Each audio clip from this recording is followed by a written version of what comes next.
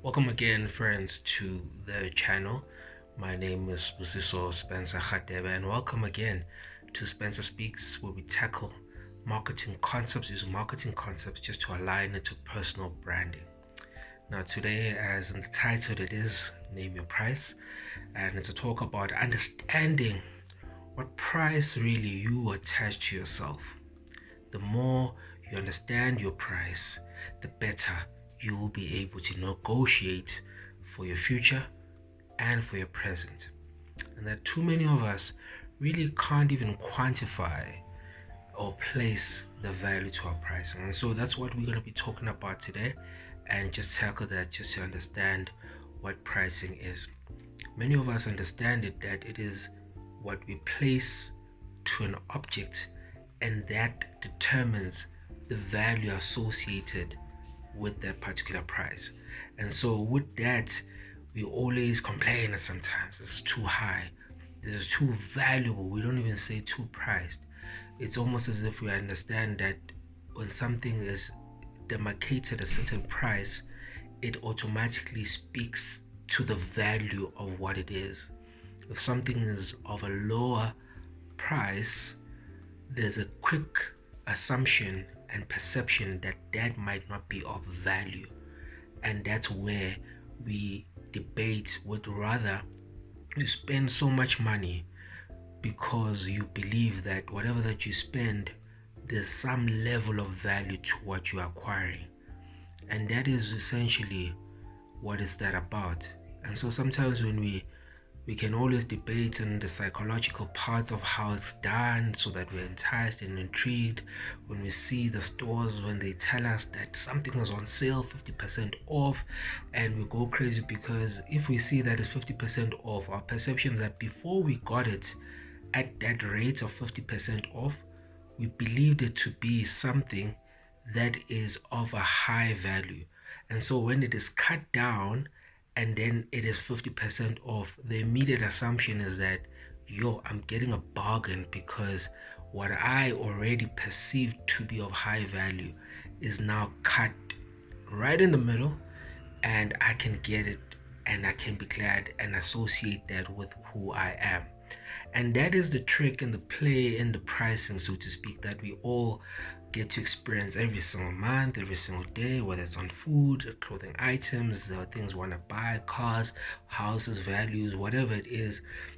And then people obviously dive deep to actually break it down in the sense that they put financial attachments to it. This is an appreciating, this is not appreciating, and etc. and etc. So that is what is related to that. Now, the question then is pricing a matter of perception of what you make yourself to be, or a perspective of what people make of you? As in, what are you? Who are you? And actually, why you? It's very important that if you have a perception of something or someone, there's a certain value attachment that you place consciously or unconsciously. It is just there. And so when we dive deep in the concept of the statement that we have as a title as to name your price, is that it is always associated with the notion that the one who's asking or the one who's saying name your price, they can somehow reach your figure no matter how high you set it.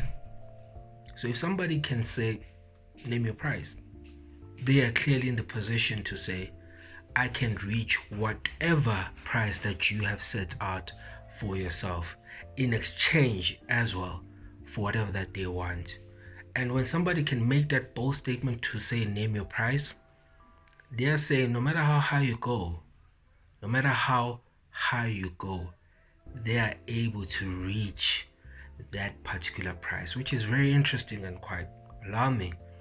Because if somebody can say name your price, they've already placed themselves in the position of saying your value is not that high enough. Your value can't be reached. It's not too high. I can get there.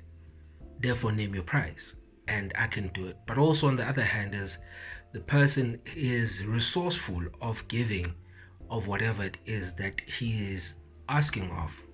So is the problem with the person who's able to afford it, the value, or the person who sets the price? Regardless of it all, the most important thing is that understand your price in association and synonymous with your value.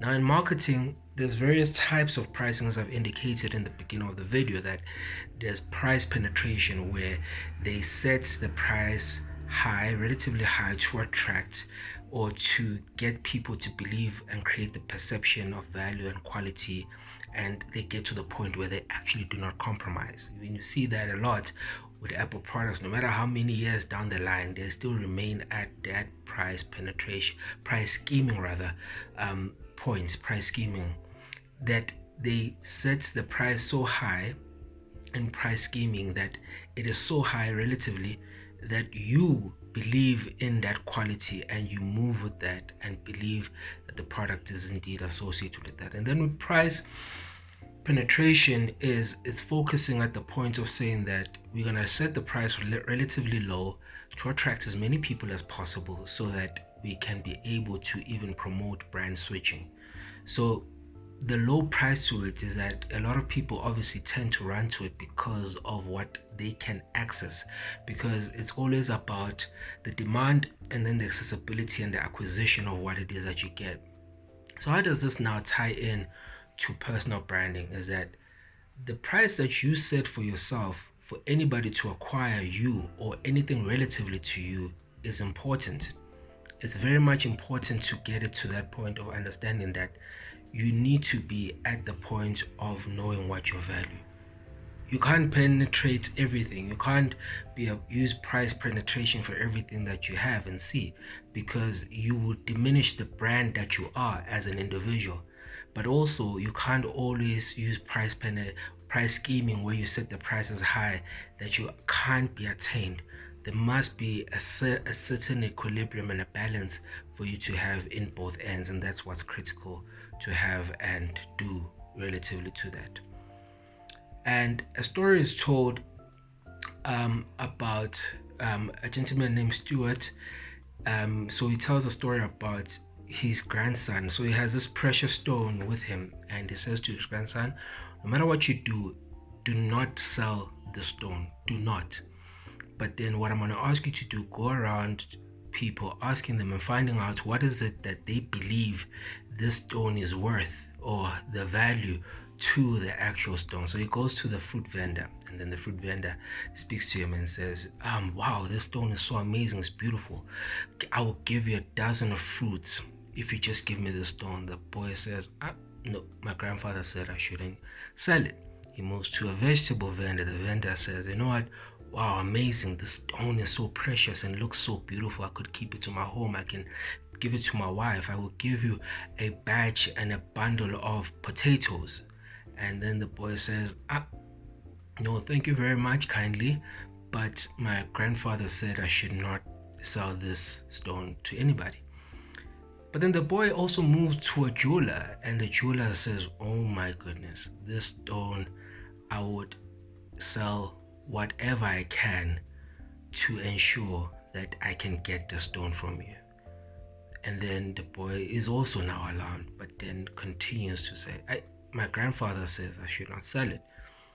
Then lastly, he gets to a stone expert, and the stone expert is like, listen, I can get the stone sold, or I can get it from you, and it's precious, it's amazing.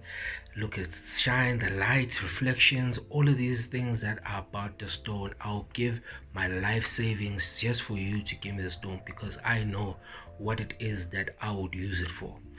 And tempting as that might have been at that point, the boy still steps back and says, my grandfather says I should not sell it. Then the boy goes back to the grandfather and says, grandfather, and the grandfather asks him, so tell me, how was your adventure with this stone that I've given you? He says, well, the first one said they'll give me this, the fruit vendor, then the veg vendor, then the jeweler, and then the stone expert. And then he asks him, what have you learned from that? And he tells him that no matter with all the people that you've been to, everybody will value what you have based on their perception, beliefs, limitations, as well as expectations and whatever that they have.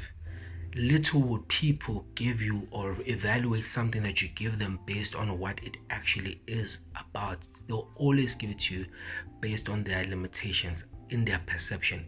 Perception being how they view the world, how they view their surroundings, what they deem to be of value versus what it isn't of value.